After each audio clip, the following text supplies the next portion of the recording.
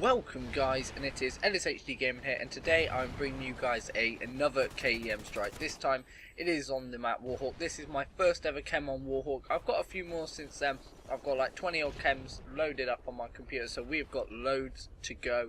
So content is going to be coming more and more out of my channel now. So anyway, let's get into the topic of today, and that is the fact that how the hell does the competitive Call of scene continue to grow while the actual game itself is partially starting to die. Now what I mean by that is the fact that the competitive scene for Call of Duty Ghosts is just getting bigger and bigger. Last year it went huge with Black Ops 2. Black Ops 2 catered for that, and they helped the competitive scene a lot. Now Call of Duty Ghosts, let's be honest, is crap for competitive, yet somehow the competitive scene's still growing, and it's still got me interested. I mean, I know a lot of people still aren't interested in the competitive scene, and there's a lot of people that just come on and play public, and there is absolutely nothing wrong with that. But what I'm getting at is, how is, with such a poor game, does the competitive scene still grow? Like, some people were saying they should just go back to Black Ops 2, and Infinity Ward kind of made a few changes. They added in, what is it, Codcaster, and you know, they added in some stuff like Clan v Clan. The original Clan v Clan was just stupid. I have no idea what they were doing, and they changed it to League Play, but it's not the same because you don't have like the ranking system of Master, Division, Platinum, Bronze, Silver, Gold. You know, that was the fun of it. You wanted to get into Master Division. Now, I managed to get in a couple of times, and then a lot of times I kept getting stuck at very high platinums, and that really pissed me off. I had no idea why that happened, but it doesn't matter, you know, we all struggle with stuff like that. These players in this lobby, as you'll see, probably aren't the best, but I don't care. That's how most people get their cams, especially in like 6v6 TDM. But anyway, the fact of the matter is, Call of Duty Ghosts is growing bigger, and now we've got some pub stars going in to try and become these pro players. The team, what is it, TYT with Fearcrads, they made it all the way to their regional finals, and they played a team, and I think they lost 3 maps to 1, no, 3-0, no, they got 3-0'd, I'm pretty sure, actually, but they made it so far, and if they'd just won that game, they were going off to COD Champs. It all broke down on that day, and it's showing that this game, actually, you could just be a pub star who's really good at the game, and if you can just learn the competitive aspects, you've got a chance of going pro in this.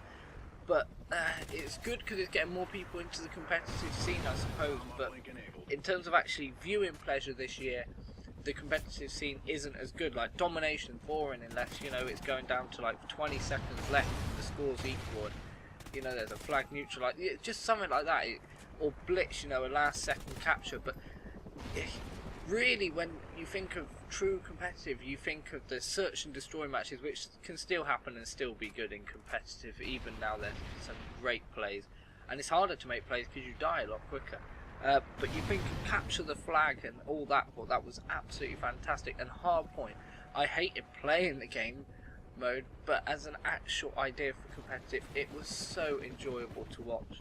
Now, I admit, with this game, it probably wouldn't be as good. Like, people, if they'd have to put a hardpoint in that room, which you'll see in here, and blimey, they wouldn't use this map, I don't think, for hardpoint. But they didn't have enough maps that could actually do it in this game.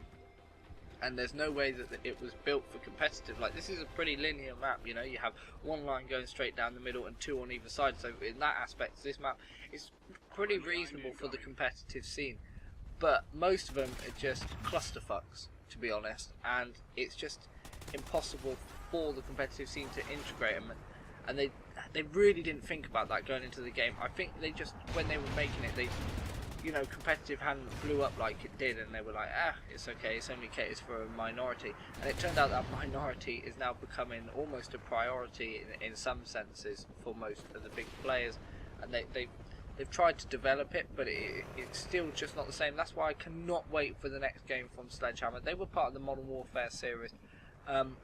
Personally, I hated Modern Warfare series, but I want to see what they can do on their own without Infinity Ward there trying to coach them. I want to see them help that competitive scene like Treyarch did, and just how far this game can go into the future. Will it?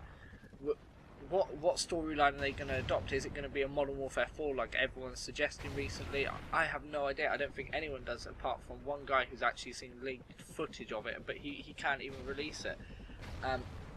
it's just going to be really mind-blowing. Like now, they've technically got a 3-year life cycle to make a game, so there's no excuses for the game not being good. It's not like create a game, bang, next year you've got to start making it ready to release for the following.